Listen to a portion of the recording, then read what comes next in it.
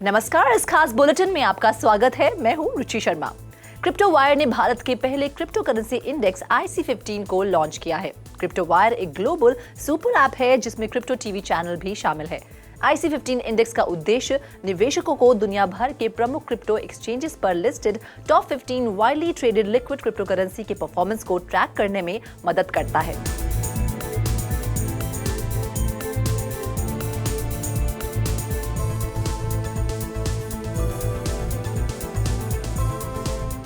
और आइए अब डालते हैं एक नजर हेडलाइंस पर। फोर्ब्स टेक ओवर के लिए बाइनेंस ने SPAC के जरिए इन्वेस्ट किए $200 मिलियन।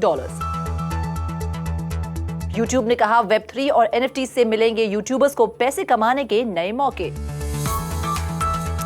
RBI गवर्नर ने प्राइवेट क्रिप्टो करेंसी को बताया फाइनेंशियल स्टेबिलिटी के लिए बड़ा खतरा। RBI गवर्नर ने कही CBDC पर सावधानी से आगे बढ़ने की बात, कहा जल्दबाजी में नहीं करेंगे launch. Binance listed DeFi protocol Diego finance से हैकर्स ने चुराए $10 मिलियन। गुची ने सैंडबॉक्स मेटावर्स में खरीदी वर्चुअल लैंड। मैकडॉनल्ड्स ने मेटावर्स बेस्ड वर्चुअल रेस्टोरेंट के लिए फाइल किए 12 ट्रेडमार्क। जेफ बेजोस समर्थित प्रॉपर्टी स्टार्टअप ने बिटकॉइन लेकर कोलंबिया में अपना पहला घर बेचा। स्नूप डॉग ने ब्लॉकचेन प्लेटफॉर्म गाला से मिलाया हाथ, ड्रॉप किया नया NFT album. Crypto currency exchange operator Binance holdings limited Forbes magazine के पब्लिशर में $200 मिलियन का इन्वेस्ट करेगी, क्योंकि बाइनेंस एक स्पेशल पर्पस एक्विजिशन कंपनी के थ्रू फोर्ब्स को पब्लिक ले जाना चाहती है। ट्रेडिंग वॉल्यूम के हिसाब से दुनिया के सबसे बड़ा क्रिप्टो एक्सचेंज ऑपरेटर बाइनेंस द्वारा किया गया $200 मिलियन का इन्वेस्टमेंट फोर्ब्स और SPAC company magnum opus acquisition limited द्वारा पहले से अनाउंस $400 मिलियन के प्राइवेट प्लेसमेंट कमिटमेंट्स में से आधे अमाउंट को रिप्लेस कर देगा। ये सौदा मार्च के अंत तक पूरा होने की उम्मीद है। फोर्ब्स ने पहले ही कहा था कि वो अपने डिजिटल ट्रांजैक्शन को आगे बढ़ाने और ग्रोथ के फ्यूचर चांसेस को परस्यू करने के लिए एक SPAC के थ्रू पब्लिक होगी। बाइनेंस $200 मिलियन के इन्वेस्टमेंट से फोर्ब्स में 25% स्टेक हासिल करके फोर्ब्स की one of the biggest investor company बन जाएगी। बाइनेंस ने कहा है कि Web3 और ब्लॉकचेन टेक्नोलॉजीज के आसपास वाइड स्प्रेड कंज्यूमर अंडरस्टैंडिंग और एजुकेशन के निर्माण के लिए मीडिया एक एसेंशियल एलिमेंट है। बाइनेंस फाउंडर और चीफ एग्जीक्यूटिव चैनपेंग जाओ ने एक बयान में कहा है कि फोर्ब्स अपने डिजिटल इनिशिएटिव से next level investment insight platform में इवॉल्व हो रहा है और फोर्ब्स की इस जर्नी में उनके साथ है। गूगल ओन्ड यूट्यूब ने हाल ही में एक ब्लॉग पोस्ट में कंटेंट क्रिएटर्स के लिए ब्लॉकचेन और नॉन फंजिबल टोकन्स जैसी Web3 तकनीक के बारे में पॉजिटिव व्यू दिखाया है। Web3 द्वारा प्रोवाइड किए गए अवसरों को स्वीकार करते हुए ब्लॉग ने कहा कि ब्लॉकचेन और NFTs जैसी न्यू टेक्नोलॉजीज क्रिएटर्स को अपने फैंस के साथ गहरे रिलेशनशिप्स को बिल्ड करने की अनुमति दे सकती है। ऐसे में YouTube के चीफ प्रोडक्ट ऑफिसर नील मोहन ने पोस्ट में लिखा है, एक साथ वे न्यू प्रोजेक्ट्स पर कोलैबोरेट करने में सक्षम होंगे और उन तरीकों से पैसा कमा सकेंगे जो पहले मुमकिन नहीं थे। YouTube पर Web3 टेक के पोटेंशियल यूज केस में फैन वेरिफिएबल और यूनिकली ओनिंग मीडिया जैसे वीडियोस, फोटोज और आर्ट शामिल है। YouTube ने अपने पार्टनर प्रोग्राम में 2 मिलियन से ज्यादा यूजर्स गेन किए हैं, जो 2021 में क्रिएटर्स के लिए अपने काम से इनकम अर्न करने का एक तरीका है। रिजर्व बैंक ऑफ इंडिया के गवर्नर शक्तिकांता दास ने गुरुवार को कहा कि private crypto currencies macro economic और फाइनेंशियल स्टेबिलिटी के लिए खतरा है। ऐसे में इन्वेस्टर्स को सावधान करते हुए गवर्नर ने कहा कि क्रिप्टो करेंसीज की कोई अंडरलाइन वैल्यू नहीं है। सरकार द्वारा बजट में क्रिप्टो के ऊपर 30% फ्लैट टैक्स डिक्लेयर करने के कुछ दिन बाद ही RBI गवर्नर ने क्रिप्टो के खिलाफ दोबारा इंस्टीट्यूशनल कंसर्न्स शेयर किए। गवर्नर दास ने रिपोर्टर्स से कहा कि प्राइवेट क्रिप्टो करेंसीज देश की मैक्रो इकोनॉमिक स्टेबिलिटी और फाइनेंशियल स्टेबिलिटी के लिए खतरा है।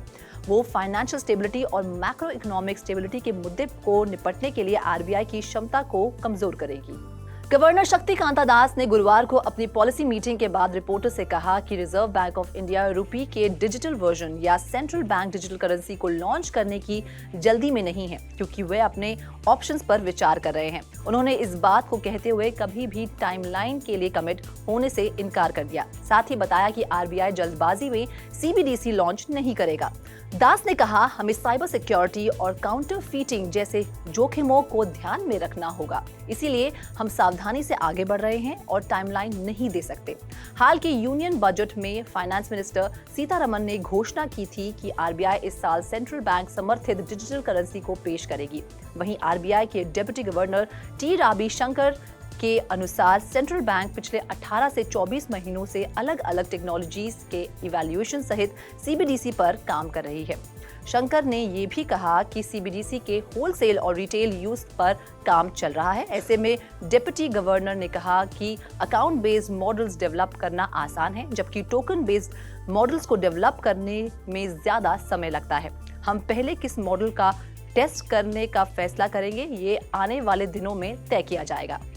डेगो फाइनेंस हाल ही में लॉन्च किया गया डिसेंट्रलाइज्ड फाइनेंस प्रोजेक्ट है, जिसमें गुरुवार को हैक करके उसके प्लेटफॉर्म से अराउंड $10 मिलियन की चोरी को अंजाम दिया गया। कंपनी का डेटा हाईलाइट करता है कि 13 एड्रेसेस से फंड्स निकाले गए थे, जो कि बाइनेंस स्मार्ट चेन, इथीरियम और क्रोनोस से संबंधित थे। एक ऑफिशियल ट्वीट में डेगो ने हैक के बारे में बताते हुए कहा कि यूनिस्वैप और पैनकेकस्वैप पर लिक्विडिटी प्रोवाइड करने वाले एड्रेस कॉम्प्रोमाइज हुए थे। ट्वीट में यह भी कहा गया कि उन्होंने पहले ही बाइनेंस, क्यूकॉइन और गेट.io की ऑपरेशन टीम से संपर्क कर लिया है और उन्होंने डेगो पर डिपॉजिट को बंद कर दिया है। डीफाई प्लेटफॉर्म ने हैकर्स से आगे आने और ऑर्गेनाइजेशन के साथ कम्युनिकेट करने का भी आग्रह किया है।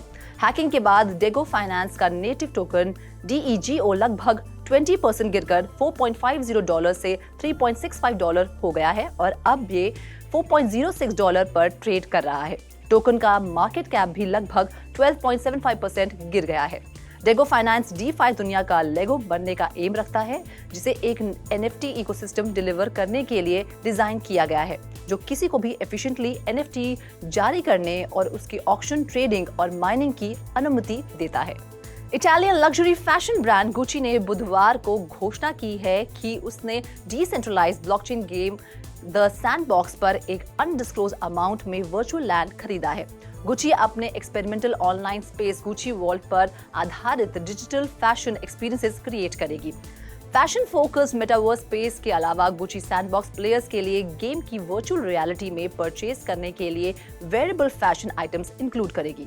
द सैंडबॉक्स के COO और को-फाउंडर सेबेस्टियन बॉर्गट ने कहा कि न्यू जनरेशन के प्लेयर्स के लिए वर्चुअल फैशन उतना ही इम्पोर्टेंट है जितना कि रियल लाइफ फैशन। 2021 में लगभग 16,000 लोगों ने एक ब्लॉकचेन लिंक्ड वीडियो गेम में वर्चुअल लैंड के प्लॉट्स खरीदे।